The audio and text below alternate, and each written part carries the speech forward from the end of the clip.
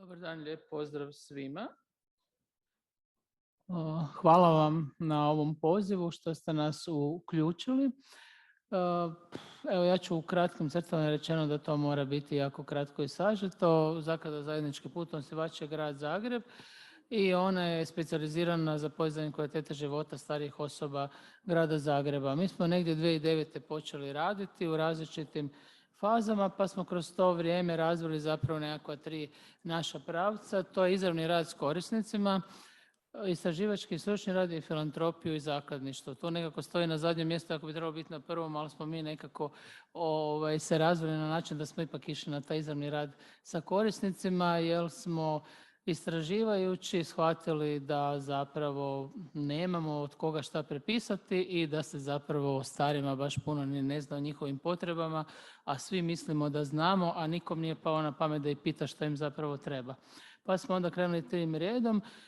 Do 2020. uz ovih 10 godina, malo manje, zapravo u aktivnom radu mi smo već razvili nekakve 53 različite radionice i gotovo negdje 1000 radionica je prošlo godišnje i u ovom trenutku preko 500 ljudi je vrlo, vrlo aktivno i radi u našim radionicama, u našem senior centru.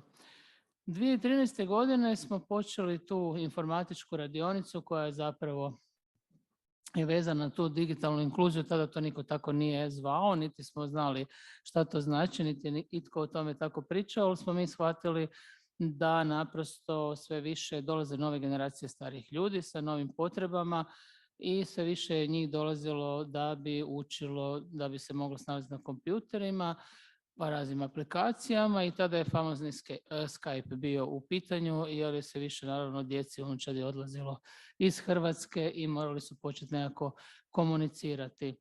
2015. smo razvili individualnu podlogu na pametnim telefonima jer je naravno onda sve više starijih građana imalo pametne telefone, a i onda se naše zdravstvo uključilo sve više sa e-zdravstvom i sve češće su se morali naučiti kako će se moći sami prijaviti. Tada je došla 2020. ta pandemska godina, pandemijski uvjeti, Zoomovi, platforme i to nas je zapravo ovo od 2013. što smo radili spasilo i nas i naše korisnike jer smo mogli ih onda održavati, raditi prve online radionice, oni su bili educirani, oni su znali, već su prije toga počeli sami dolaziti sa svojim laptopima i sa svojim tabletima i svim ostalima i mislimo da smo u vrijeme te velike izolacije, pune straha od nepoznatog zapravo, pa mogu neskromno reći, mnogima tada ispašavali živote što se tiče psihičkog zdravlja, zahvaljujući tome što se zove digitalna inkluzija. 2021. smo mi opet krenuli istraživanje, mi užasno volimo te istraživanja, mi strašno volimo sve živo provjeriti šta god radimo, direktno s onima s kojima radimo i tada smo shvatili da su nam zapravo radionice digitalne inkluzije na drugom mjestu, odmah iza engleskog jezika, što se vidi koja je to zapravo poveznica. Jezici su inače bili na prvom mjestu, a engleski jezik je tu bio top. Svi hoće engleski i svi hoće digitalne radionice. Počeli smo s ovom godinom planirati razvoj centra digitalne inkluzije starijih osoba i nadamo se da ćemo imati otvaranje u našem senior centru. Imat ćemo još jedan centar, sad će se valjda sad zvati centar digitalne inkluzije na Jarunu. Nama je sve na Jarunu, naš senior centar koji je premali i jedan puca po šavovima i radi od 8 do 8, ali eto, pošto sad nemamo nekog drugog mjesta, mislimo da ćemo to napraviti tamo. Eto tako, mi nismo znali kad smo počeli učiti naše starije građane opismenjavati digitalno, mi smo samo shvatili da je to strašna jedna potreba i da te nove generacije koje dolaze umirovljenika, da se život produljuje i da to treba. Eto, danas se to zove digitalna inkluzija i jako smo ponosni na to što smo mi zapravo dio stvaranja te digitalne inkluzije sa starijim ljudima i što se nadamo da nas primate u mrežu. S ovim problemima bavimo se već 20 godina, Hrvatski informatički zbor, i ono što je prezentirao Mislav dopodne kao da smo se dogovorili jer imamo zajedničke stavove, jer smo radili zajedno, on je član našeg upravnog odbora HIZ-a, tako da ja bih počeo s ovim. Znači, HIZ doprinosi inkluziji u Hrvatskoj od 2003. I do tada preko 72.000 građana, od kojih 5.500 nezaposleni, je certificirano prema ECDL svjetskoj normi. Inače bih rekao da Hrvatski informatički zbor je udruga hrvatskih informatičara koja djeluje od 75. a njegova značajna aktivnost je uvođenje i primjena elektroničkog poslovanja. Odmah smo saznali da za neke od najvažnijih polaznih osnova elektroničkog poslovanja, znači zakonodavstvo za e-poslovanje, web platforme i informatička pismenost. Tamo 2003. niti je bilo puno digitalno pismenih ljudi, a niti IT sektor još stigao napraviti određen broj platformi i to se onda kasnije polako odvijalo. I bilo nam je vrlo jasno da bez informatičke pismenosti nema i e-poslovanja i HIZ je 2002. pokrenuo aktivnosti uvođenja svjetskog sustava edukacije i provjere informatičke pismenosti, od kada je prema tom programu educirano i certificirano više od 72.000 osoba u više ciljnih skupina. Veliki broj zaposlenih iz gospodarstva, državne uprave, osnovnih i srednjih škola i invalida prošli su neke od ECDL programa u sastavu njihovih organizacija, dok je za nezaposlene program većinom organizirao Hrvatski zavod za zapošljavanje. Veliki broj pojedinaca koji su već prije mnogo godina shvatili potrebu digitalne inkluzije, odnosno uključivanje u informacijsko društvo ili od straha gubitka posla, njih 19.000 sami su financirali pohađanje programa, od kojih je preko 1.900 nezaposlenih. Digitalna inkluzija svih ciljnih skupina, pa i nezaposlenih osoba, posebno je značajna jer EU planira do 30. godine da 80% građana budu informatički pismeni. Do toga roka daju nam šansu svima zajedno učiniti više za pomak Hrvatske prema gore i u području digitalne pismenosti. Hrvatski zavod za zapošljavanje zajedno sa ECDL testnim centrima u suradnju HIZ-a provodi projekte za nezaposlene u svim županijama u našoj zemlji. Do sada je, kao što smo rekli, educirano i certificirano 5.500 nezaposlenih, a u tijeku je projekt od još 1.400 novih. Radi se o početnom programu koji sadrži edukaciju i certifikaciju iz poznavanja rada na računalu, posebno Windowsa, osnova interneta, elektroničke pošte, pretraživanja informacija i korištenje informacijskih usluga, pisanje i obrade raznih tekstova i izrade tabličnih proračuna. Neko bi rekao pa to je nešto što je svima poznato.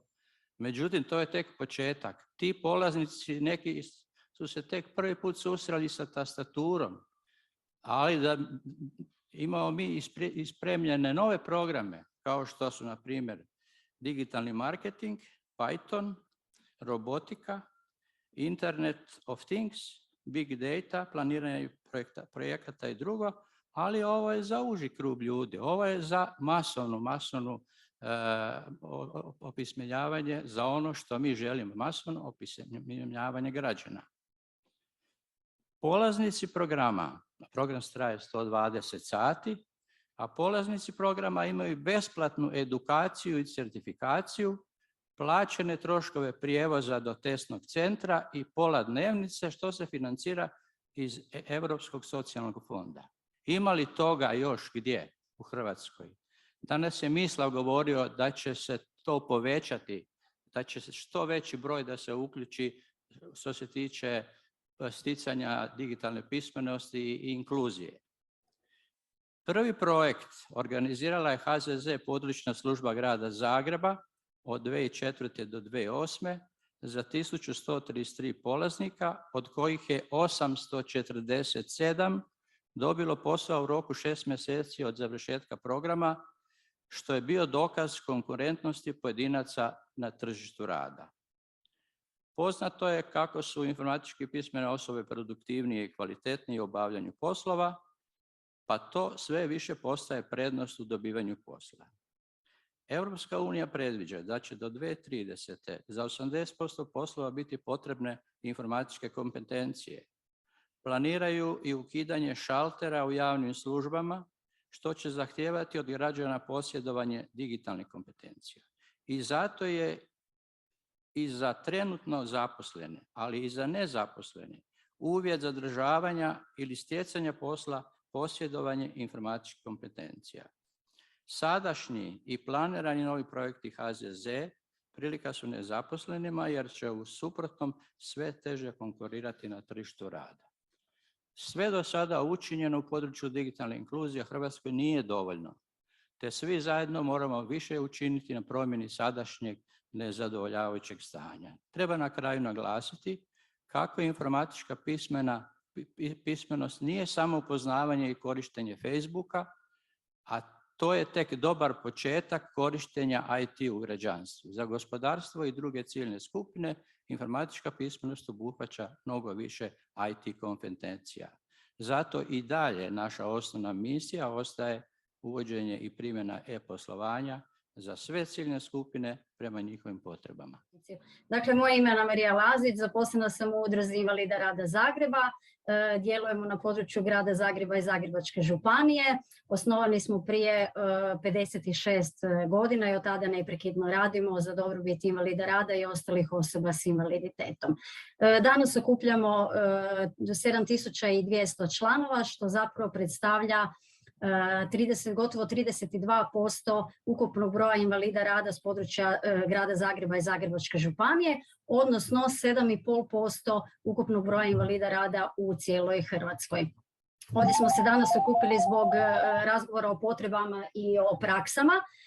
U svakom slučaju naše potrebe, odnosno potrebe našeg članstva, mi pratimo i ustanovljavamo naravno kroz komunikaciju s njima, a tu komunikaciju odvijamo putem, usmenim naravno putem, zatim putem različitih anketa, kako u tiskanom, tako i digitalnom obliku, zatim putem SMS poruka i tu moram naglasiti da mi komuniciramo sa gotovo 5000 članova koji su dali svoje brojeve mobilnih uređaja, dakle to je otprilike 81% našeg članstva koristi SMS poruke, zatim gotovo 2000 mail adresa, odnosno elektroničke pošte, što predstavlja otprilike 27% članstva. To su zapravo načini na koje mi ustanovljavamo potrebe i onda naravno u skladu sa rezultatima sve naše aktivnosti prilagođavamo zadovoljavanju tih potreba, naravno u skladu i sa našim mogućnostima. Ono što nas je unatrag 2 godine pandemija natjerala je da dosta svojih aktivnosti upravo prebacimo i prilagodimo online održavanjima i unatrag te 2 godine smo došli do jednih rezultata i za potrebe ove konferencije smo čak i prikupili sve odgovore kako bi bili što točniji rezultati. Došli smo do zaključka da se u online aktivnosti koje organiziramo i kroz dvosmjernu komunikaciju putem interneta, tu uključujem naravno i društvene mreže, zapravo uključi svega 7% našeg članstva. Naravno, spomenula sam da je riječ o 7200 invalida rada i osoba s invaliditetom, što zapravo predstavlja vrlo reprezentativan uzorak ne samo u gradu Zagrebu i Zagrebačkoj županiji, nego i u cijeloj Republici Hrvatskoj. Zapravo sam vam to htjela, evo ako mogu napraviti screen share, pokazati i na ekranu. Evo, malo kasnije jer me zbunilo ovo što nismo imali zvuka. Što se tiče naše prakse, mi smo negdje otprilike 2009. godine pokrenuli edukaciju vezanu uz dakle, informatičko opismenjavanje. To je bilo organizirano na način grupnog rada i isključivo sa stolnim računalima. Naravno, s vremenom su se i potrebe pokazale drugačije i mogućnosti su se otvorile druge, pa smo ubacili, proširili program i na individualne edukacije i naravno na edukacije vezane uz prijenosna računala, tablete i pametne telefone, što naravno stvar radimo i dan danas. Ono što smo kroz unatrag ove 2 godine krenuli i mi sami više prilagođavati i više raditi, to su online aktivnosti u smislu raznih izazova, raznih kvizova, hibridnih predavanja, evo kao što je i ovo samo, i sve naše aktivnosti su edukacijskog karaktera, tako kreiramo između ostalog i video snimke koje nakon što ih snimimo, prije nego što ih objavimo javno, kreiramo za njih i titlove, tako da i one osobe koje imaju problema sa sluhom također mogu pratiti naše te video uratke. Sve to je dovelo evo do jedne suradnje sa gospodinom Žarkom i udrugom Telecentar na način da surađujemo i da smo partneri na nekoliko projekata čija je tematika isključivo razvoj digitalne pismenosti i digitalna inkluzija, na čemu smo mu zahvalni. To je dovelo i do našeg uključivanja u mrežu za razvoj digitalne pismenosti i razloga zašto smo danas ovdje, a to udruga vidi kao jedan vrlo pozitivan primjer dobre prakse i to udruzi daje jednu priliku da se razvije kao centar digitalne inkluzije. Za kraj bi samo naglasila i izrazila zapravo jednu nadu i želju da u što skorije vrijeme, u što skorijoj budućnosti digitalno opismenimo što veći broj osoba s invaliditetom i što veći broj starijih osoba. Hvala vam na pozornosti. Evo za početak lijep pozdrav svima. Moje ime je Marija Livajušić i javljam se iz centra Up to Date. To je centar za istraživanje, edukaciju i primjenu novih znanja i zapravo jedina udruga na području Republike Hrvatske koja se bavi ICT rješenjima za osobe sa invaliditetom. Mi zapravo djelujemo u korist svih kategorija osoba sa invaliditetom, ali u našoj bazi korisnika imamo najviše slijepih i slabovidnih, mada opet ipak najviše slijepih osoba. Naše načelo počiva na univerzalnom dizajnu, kako digitalnom, arhitektonskom, a na koncu bih rekla i onom nekakvom međuljudskom. Spektar našeg djelovanja je jako širok. Naime, mi smo ove godine proslavi 30. rođendan, a u bazi naših korisnika imamo skoro 700 članova i to nisu samo članovi koji su samo tako na papiru, nego zbilja aktivni članovi naše udruge. I budući da sam tako malo ograničena vremenom, neću samo spomenuti nekakve naše aktivnosti na kojima onako sad trenutno i koje su nam u fokusu.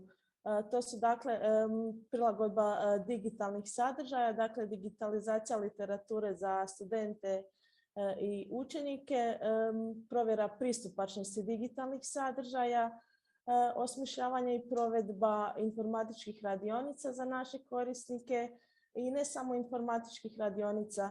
Tu su radionice poput učenja brajice, znakovnog jezika, evo baš imamo aktivnu radionicu kuhanja i slično.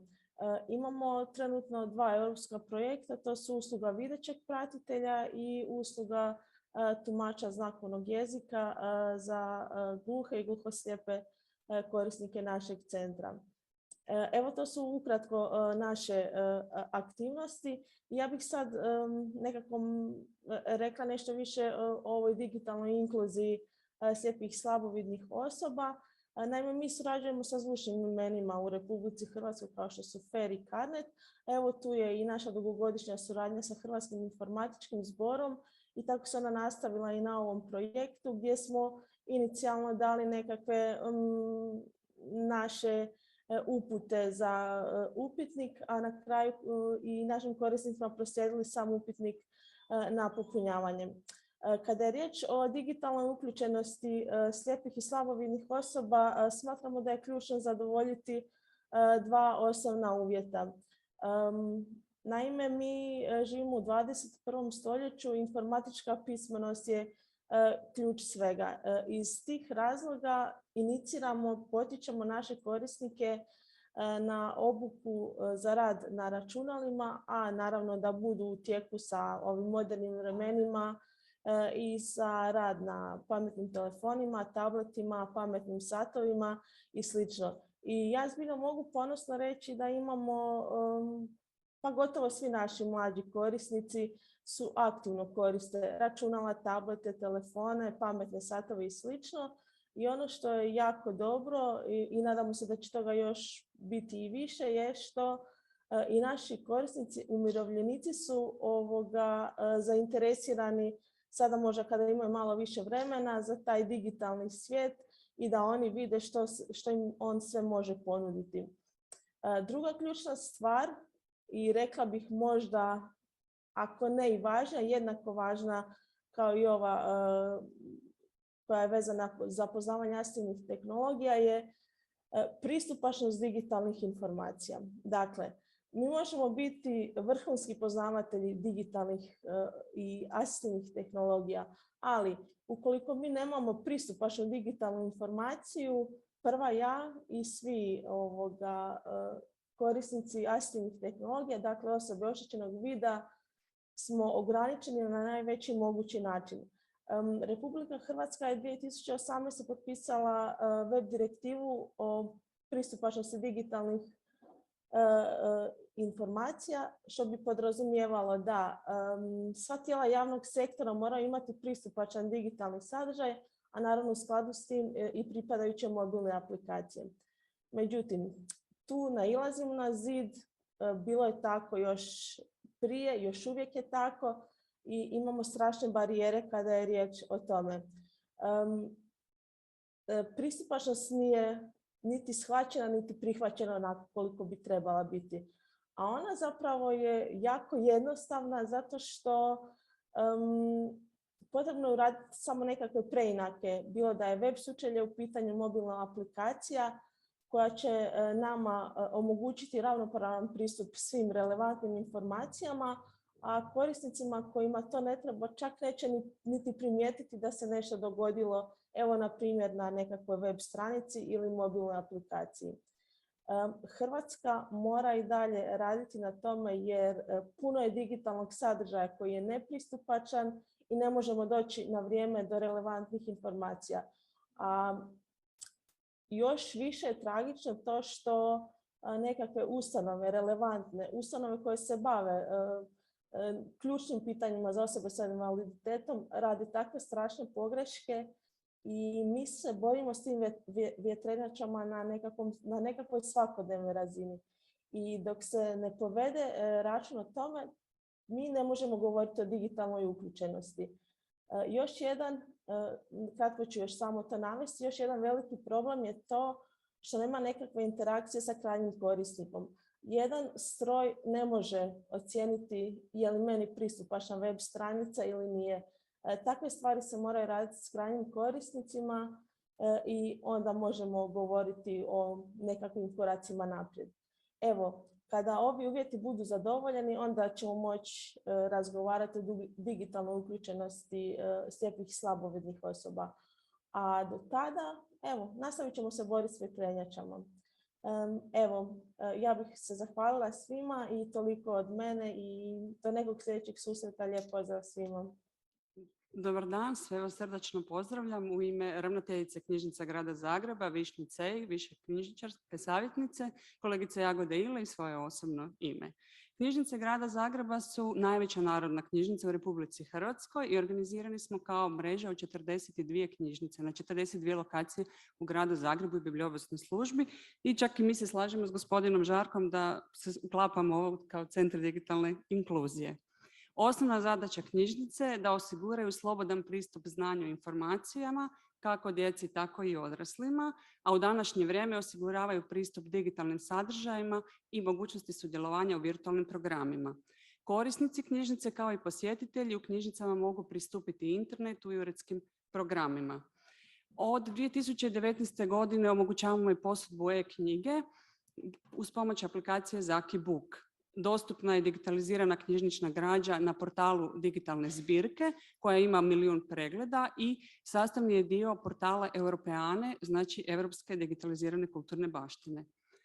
Pitajte knjižničara je mrežna stranica na kojoj možete dobiti online referentne usluge knjižničara koju najviše naravno koriste studenti preddiplomskih i diplomskih studija. Oni čak postotku od 85% koriste ovu uslugu.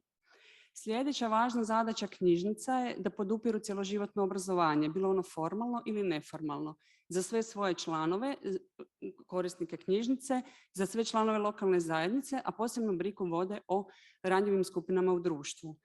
Pomoću projekata Knjigom do krova 65+, knjižnica širom otvorenih vrata, knjižničari provode radionice informatičke i informacijske pismenosti od onih osnovnih, bazičnih, početnih do onih naprednih kao što je to u projektu Postanite e-građanin uz pomoću knjižničara.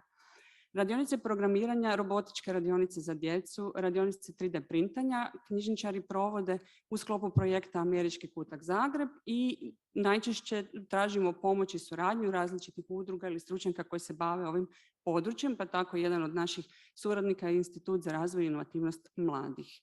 Vizija knjižnica grada Zagreba je prilagoditi se vremenu i ići u korak s budućnosti, odnosno govori o tome da knjižnice nastoje pomoći svojim korisnicima u izazovima koje im donosi vrijeme u kojem živimo. Hvala vam.